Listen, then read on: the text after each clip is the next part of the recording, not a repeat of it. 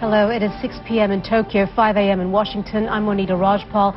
This is World One, live from London. This hour with the latest nuclear developments out of Japan's tsunami disaster zone. Officials have been concerned over radiation levels at the damaged plant in Fukushima. They hit dangerous highs on Monday and have now dropped back to where the government says they're no longer a threat to human health. There have been explosions, though, at the reactors number 1, 2, and 3. Authorities say water levels are now stable at reactors 1 and 3. A fire is now out at number 4. However, reactor number 2 still may be in trouble with a new explosion there this Tuesday and questions about whether the containment vessel is breached. There's a no-fly zone in a 30-kilometer radius of the plant. Evacuations have already been ordered for anyone within 20 kilometers. The plant's owners have ordered all but 50 of their workers to leave, and officials say at least 500 people remain within the evacuation zone. Here's Japan's Chief Cabinet Secretary on what precautions residents should be taking. Please keep the windows shut. Get more now on this rapidly developing story. CNN's Stan Grant joins us now from Tokyo. And Stan, this is an increasingly fluid situation there in Fukushima plant. Give us up to date on what we know right now. Yeah, this really is changing, Anita, and is changing rapidly. You know, we've had the explosions, we've had the fallout from that, we've had these higher radiation readings. I want to bring you something now about reactor number 4. We've been learning this over the last hour as the Tokyo Electric Company have been holding a news conference here. Stan, thank you for that. Stan Grant there in Tokyo. So basically, what we do know at the very basic level of this problem, things inside the reactor just got too hot. Earlier, Tom Foreman explained to CNN's Anderson Cooper how this particular crisis is playing out, looking at the mechanics of how a reactor overheats. This is from NHK, the Japanese television. Essentially what you had was this reactor core started heating up after the accident. The pumps kicked in that are supposed to cool it down, but then they had an electrical failure and the pumps went dead. So a bunch of diesel pumps kicked in then, and they were running, and then they went dead. It's not yet clear why. Maybe the tsunami did this. Then another set of battery pumps kicked in. They worked for a while, and then they went dead. It appears maybe the batteries just ran out. It's not entirely clear. And then they started pumping seawater into this area to try to solve the problem. But Anderson, I want to go back to what Jim said at the beginning, because this is important to bear in mind. As these rods become exposed in here, they heat up a lot.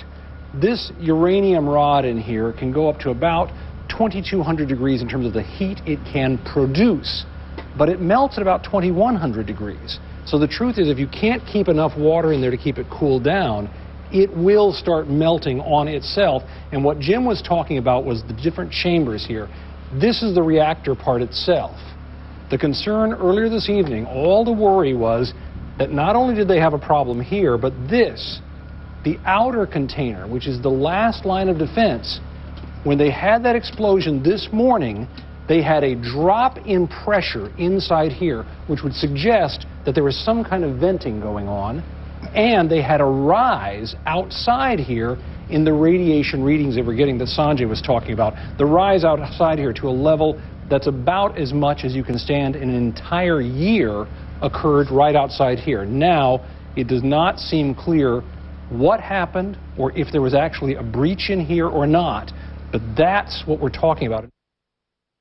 Well, we want to take a look at how newspapers around the world are reporting this and what they're saying about the nuclear issue. In the UK, The Guardian has the headline, "Nuclear is never safe." The paper says if something can possibly go wrong, it will, eventually. If there were no alternatives to cut carbon emissions, then industry and governments might be forgiven. But when the stakes are so high, the scale so big, and there are safer ways, it seems sheer folly to go on. Then the Wall Street Journal, however, takes a different stance on this with the headline, "Nuclear Overreaction." It says, because a plane crashes, we don't stop flying. The world should learn from the Japanese nuclear crisis, not let it feed a political panic over nuclear power in general.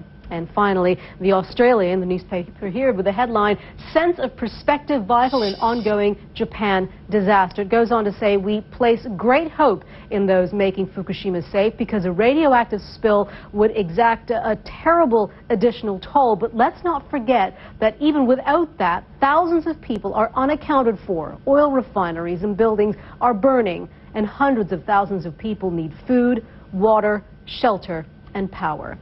One issue, many views, and you can read all those articles in full at facebook.com/W1CNN. You are watching World One live from London.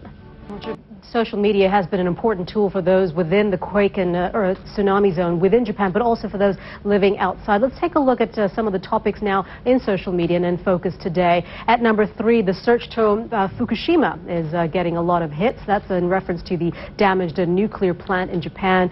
People are talking about the plant itself, radiation, and the debate surrounding nuclear power in general. At number 2, Tokyo's falling Nikkei. Japanese stocks tumbled for the second straight session today. Japan is the world's 3rd largest economy, and there has been lots of talk online about whether it can handle the effects of this disaster and, of course, rebound from it. And then at number 1, hashtag Help Japan, a popular trend on Twitter. People offering help and sharing ideas on how others can get involved as well. And, of course, on our Facebook page, you can also find ways to help out. Go to facebook.com/W1CNN. Well, adding to the frustration, there is fear as radiation exposure is a major concern. We want to get a sense now of what it's like on the ground in some of the worst affected areas of northern Japan. CNN's chief medical correspondent Sanjay Gupta is in the northern city of Akita, and he joins us now on the phone, actually live there. Sanjay, tell us what can about this radiation exposure, potential threat of that.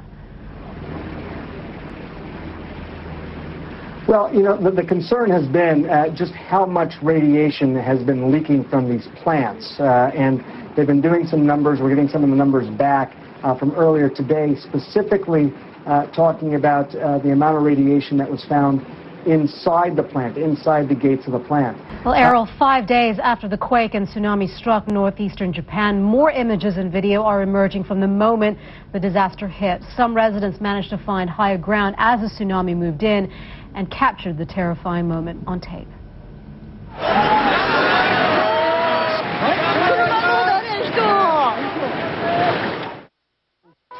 The buildings and homes of some 9,000 residents have all been swept away.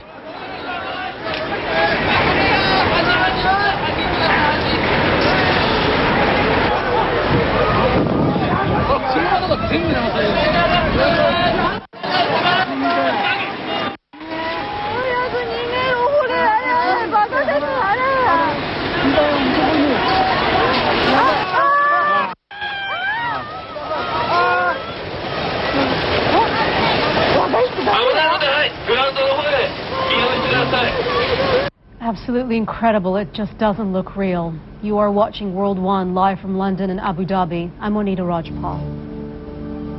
And I'm Errol Barnett. Thank you for joining us. We'll be with you again this next hour, but we want to give you another look at the amazing pictures we are getting in from Japan.